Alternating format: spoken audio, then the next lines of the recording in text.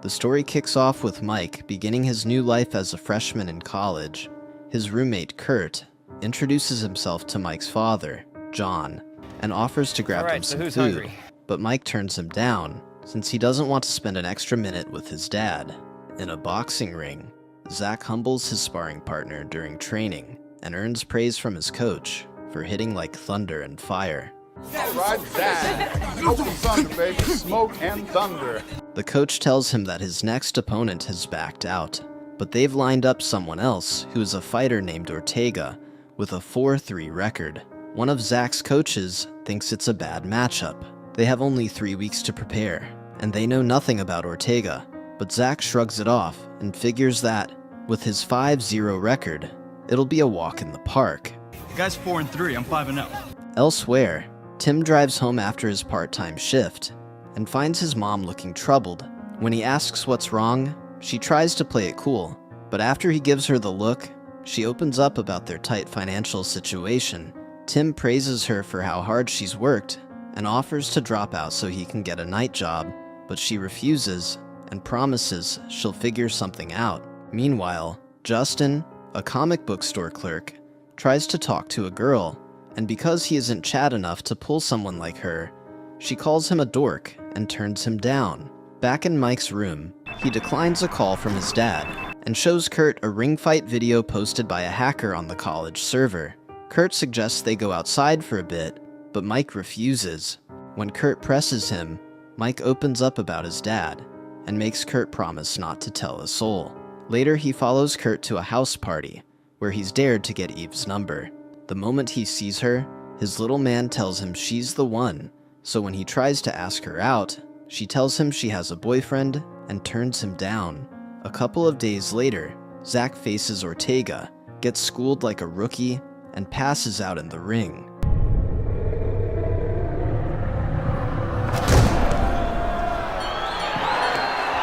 One night, after closing up, Justin spots Case training Tim not far from the shop. On his way home, he's ambushed by a couple of men who beat him up, and because of watching too many Andrew Tate videos, he gets stabbed when he tries to fight back. Wounded, he runs to Tim and Case for help. At first, the attackers size Tim up, but when Case shows up, they back off and retreat. Time passes, and Mike meets with Max, the secret organizer of the Beatdown event. Max briefs him on how it works and asks him to join the tournament and to help recruit some players, but Mike says he'll think about it. After his defeat, Zach visits an optician and learns that the retina in his left eye is partially detached, and he's warned to stay out of the ring if he wants to keep his eyesight. As Zach leaves the office, he spots an ad for Max's Beatdown event on a girl's computer and starts questioning his future in boxing. After work, Tim heads home and finds his siblings watching cartoons, so he asks where their mom is. Later that night, he goes to a nightclub and is shocked to see his mom dressed as a stripper. But before he can say anything, she tells him they need the money and sends him home. At the wrestling club, Mike's sparring partner mocks him about his sexuality after finding out Mike's dad left them for a man. And because Mike's straight as hell, he snaps and hits him. But when the coach tries to break it up, Mike punches him too, and is banned from ever setting foot in the gym again. That's it! It's done for the day! After thinking over Max's offer, Mike heads to Max's room, and on the way, he runs into Zach. When Max sees Zach asking to join the tournament, he's surprised Zach even knew about it, but Zach says Max wasn't hard to find, since the comment sections pointed him in the right direction. The two talk about signing up, so Max asks them to show him what they've got. While they spar in his room, Max sees potential, but notices they're not well-rounded fighters. He tells them they need to learn from someone who excels in all areas. He gives them a name, Case Walker, a former collegiate wrestler, Kyokushin black belt, and jiu-jitsu practitioner who trained in Brazil. Max says Case can teach them everything he knows, but only if he agrees to take them in. The boys wonder why they've never heard of Case if he's that good. Max assures them he's legit and points them to Case's dojo. They go to Case's dojo and see him training with Tim and Justin. When Case notices them, He asks what they want. They tell him they want to be his students and that Max sent them. Case tells them to piss off, calling them spineless chihuahuas. But since Mike has anger issues like a spoiled microwave, he talks back, and Zach decides to stay and back him up. Seeing their courage, Case changes his mind. He agrees to train them, but on 2 conditions. They have to pay him, and they have to clean his house. For starters, Case tells them he trains every student differently, based on their needs. He sizes them up, reads their strengths, and starts giving orders. He tells Zach to do 50 sprawls and front kicks. Zach tries to object, but Case cuts him off and tells him to do as he's told or leave. Then he bumps up the reps by 2 and puts Tim in charge of Zach's drills. Next, Case demonstrates how to punch through a piece of paper and asks Mike to recreate it. As the training begins, Mike spends the whole day trying and failing, but keeps at it until Case finally sends him home, telling him to come back the next day with another book. And you owe me a new composition notebook. Black. Weeks go by, and as the boys get used to the grueling schedule, they start to improve. Meanwhile, Max notices that ticket sales for Beatdown are still weak, so he comes up with a plan. On the day he's supposed to meet with Case, the boys get into an argument.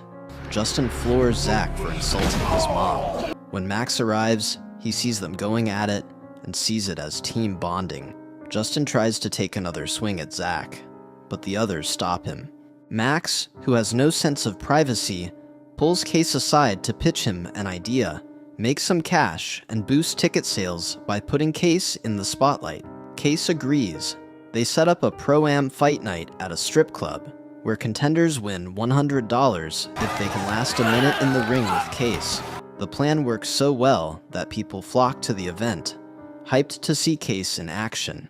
One night, Eve shows up, and Mike is stunned to learn she's Zach's girlfriend.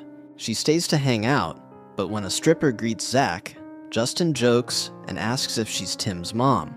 Speaking of moms, Eve tries to break the ice with Mike by asking how his mom is doing, given what happened with his dad. The sensitive topic sets Mike off, and in his anger, he challenges Case to a fight in the ring. Instead of stopping him, Max records the match, hoping to use it for more traction. Mike, fueled by rage, goes after Case. Case warns him to control his anger, but Mike doesn't listen. He punches Case mid-speech. Case swiftly pins him down and tells him to tap out or risk a broken shoulder. Mike refuses, faced with a choice: injure his student or lose $100. Case chooses to lose the money. After that night, Justin has a change of heart and shaves his head. The next day, cops show up at Case's place and order him to leave the area. Despite Case's protests that he hasn't done anything wrong, they don't hear him out and warn him and his students to stay away. Later, Justin arrives and hears what happened. Seeing the team's concern, he points out that Mike caused Case's only loss. He talks some sense into them, and they regret letting Mike step into the ring. Feeling guilty, they try to apologize to Case, but he shuts them down and tells them to leave, since their dojo is officially closed. The boys brainstorm for a new training spot, and Tim leads them to an abandoned old delivery warehouse. After checking it out, they agree to make it their new base.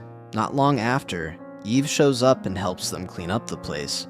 She tries to lighten the mood, teasing Mike about his dad's orientation, and even jokes that Mike might be gay too.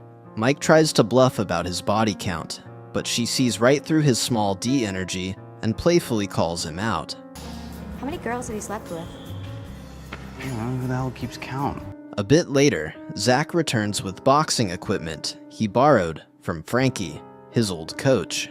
Once they finish setting up the place, they call Case over to check out the new dojo they got for him.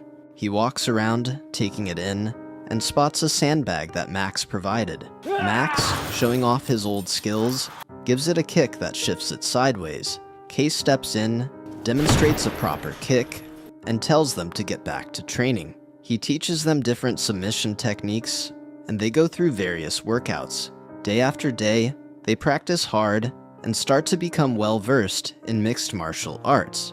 One day, they're surprised to see Lyoto Mashita, the popular light heavyweight champion. Sparring with Case, they find out that Case used to train with him back in Brazil. Curious, they wonder why Case isn't more famous, and suspect it might be because he went to prison. Tim fills them in.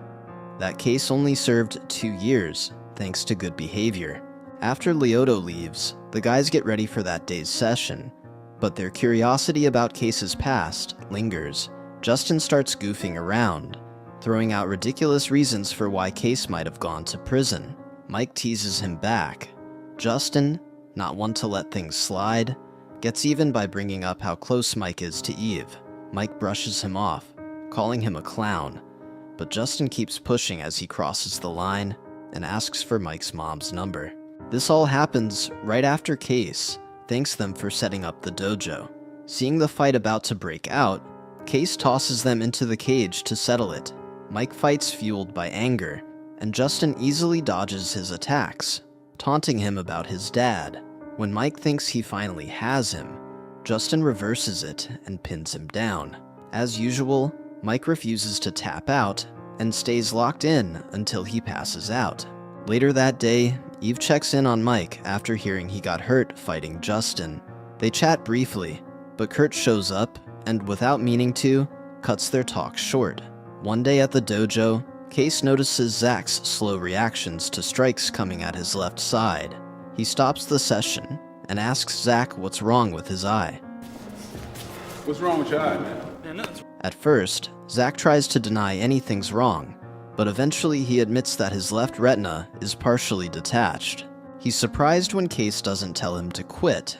Instead, Case says it's Zach's choice, insisting that he can keep fighting if he wants, but he should be ready to face the consequences. Case then advises Zach to switch to southpaw from now on and work on improving his footwork. Work that Jenga into your footwork. Meanwhile, while waiting for his mom outside the club, Tim spots a man attacking people and steps in and takes the guy down. The new head of security thanks him and offers him $400 a night to work as a guard, and Tim agrees on the condition that the man fire his mom. Later, Case pulls Mike aside to help him with his anger issues. He explains that fighting with anger narrows the mind and makes him sloppy. Instead, Case teaches Mike to turn the tables, rile up his opponent, and use their anger against them. During one of their sessions, Max shows up to check on them. He complains to Case that ticket sales are still low, and he needs to figure out how to afford a proper venue. Case tells him to use the dojo, and Max thanks him. When he spots the boys stretching, he films them and later edits the clips for some PR work. The promo works, and the guys start getting popular, especially Zach. He begins hooking up with a lot of women, ends things with Eve, and even starts thinking about backing out of the Beatdown. Everything seems to be going their way, and Max finally hits his target ticket numbers. Later at the club, Mike tries to talk Zach out of quitting, but Zach says he doesn't see the point in risking his eyesight anymore, since he'd rather use what's left of it to find a ladies' bean and improve his head game. That same stripper from before shows up to greet Zach, and when she asks about Eve, Zach tells her they broke up, so she goes with him to the champagne room and gets dickmatized like never before. Later on, Justin sets a trap for the bullies who stabbed him before.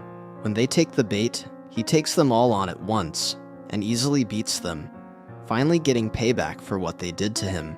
Excited, he rushes off to tell Case about it, but instead of praise, Case sends him away and warns Justin that getting mixed up in street fights could land him in prison for a crime he didn't commit, just like what happened to him. Realizing Justin might be a lost cause, Case expels him from the dojo. Get out of here. Well, no, come on. What do you mean? No. Get out of here, Justin. Meanwhile, Mike goes on a date with Eve. When his dad calls, he declines it, and even when Eve encourages him to talk things out with his father, Mike refuses.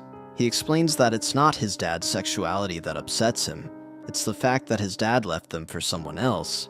Another call comes in, and he tells her it's about the Beatdown, so she curiously asks him why he's in the tournament. Mike playfully teases her, and before he knows it, he slips in and ends up clapping her. The day before the Beatdown premieres, Max finishes fixing up the dojo, getting it ready for the event. Unbeknownst to him, Justin is creeping around the place. After tidying up, Max returns the keys to Case and shares the good news that ticket sales are a hit, thanks largely to Zach's influence. But when Case drops the bomb that Zach won't be participating, Max nearly loses it and starts ranting about how the whole team seems to have issues. Desperate, he even asks Case to fight, but Case refuses. Max, ever nosy, checks out a family photo frame in Case's room, which annoys him. But finally, Case opens up. He explains that 6 years ago, he lost his family in a flood. His father was a boxer, but by the time he began his own career, his parents were already elderly.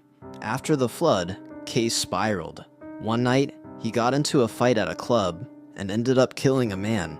The judge looked into his past and sentenced him for homicide. The bitter part? Case's lawyer told him that if he'd shot the man instead of using his fists, he probably would have walked free on self-defense grounds. Max consoles Case and excuses himself, but just as he's about to leave, some cops pull up and demand to search Case's home. They handcuff him, and soon after, they emerge claiming to have found a gun in his house. Case instantly calls them out for planting it. The lead officer tries to hit him, but Case knocks him down with a kick. Another officer nearly draws his weapon, but a colleague stops him. The cops swarm him, but Case holds his own, flooring them all before jumping into Max's car. Max, clearly shaken, tells Case he recorded the whole incident and has already posted it online. Case, roughly 2,000 people are watching that thing right now. They speed off, sharing the footage with different police departments across the state. The next day, they hear from a lawyer that Justin was behind the setup, and he'd planted his father's gun in Case's vehicle, hoping to frame him. Fortunately, Case's fingerprints weren't on the gun, but despite that, the legal process will take time, so Case isn't free just yet. When Tim and Zach hear what Justin did, they step up, telling Max they're in for the beatdown. That evening, the dojo is packed. The energy is electric as Max kicks off the tournament. While Mike gears up for his match, he warns Justin that everything between them ends tonight. But Justin smirks and says that it's just the beginning. The boys dominate their early matches. Tim even sets a new beatdown record for the fastest knockout in history. As Mike readies for his next fight, Justin tries to provoke him, but Mike stays locked in and focused. Mike's next opponent is Martinez, a tough boxer who injures Mike's right leg during the fight. But Mike keeps his cool and wins by submission. As the tournament advances, Mike and Zach eventually face each other. Mike tries to apologize for doing Eve, but Zach brushes it off, urging him to focus on the bigger battle ahead. Before the bell, Zach asks Mike not to strike his bad eye. Mike agrees, asking him to avoid his injured leg. What's the eye? The leg. The match is fierce, and they're evenly matched, trading blows and submissions. Meanwhile, in a dark corner of the venue, Justin ambushes Tim in the bathroom, smashing his knee with a metal baton and leaving him unable to compete. Back in the ring, Mike finally edges out Zach with a submission lock, and Zach nearly blacks out, making everyone fear for his vision, but he pulls through. With Tim out, the final match is set. It's Mike versus Justin. Case shows up just in time, watching as Mike steps into the ring to face his ultimate test. The boys start trading blows, and at first, Mike has the upper hand, but Justin keeps targeting Mike's left leg, mistakenly thinking it's the injured one. Both fighters try to lock in submissions, but they're equally tough and refuse to quit. Although Mike lands several hard hits on Justin, the first round ends with both still standing. During the break, Mike spots Case and congratulates him on being there. He asks for advice, and Case tells him not to be too predictable with his moves, and since he has baited Justin, he should finish him. The second round begins, and Justin doubles down, hammering Mike's left leg again and again. He thinks Mike is on the verge of giving up, not realizing he's been played. Mike strikes with a precise punch, just like Case taught him, then uses that same injured leg to smash Justin's ugly mug with a nasty kick. Seizing the moment, Mike rushes him, takes him down, and despite Justin's last-ditch efforts, locks in a submission hold and snaps his shoulder, winning the fight. As Mike celebrates, Justin tries to pull a fast one from behind, but Mike, clearly watching too much Roman Reigns, drops him with a Superman punch, knocking him out cold and ending it for good. The crowd erupts. Eve runs to Mike and kisses him as everyone cheers his hard-fought victory. Meanwhile, Case gets handed a phone. John McCarthy is on the line, asking if he is ready to return to MMA, and Case gives him a firm, "I'm ready." Finally, Mike answers his father's call and agrees to talk things out. After hanging up, he pulls Eve close and kisses her passionately. The end. Thank you for sticking to the end of my video. Please do me the biggest favor by leaving a like, comment, and subscribe, and I hope to see you next video.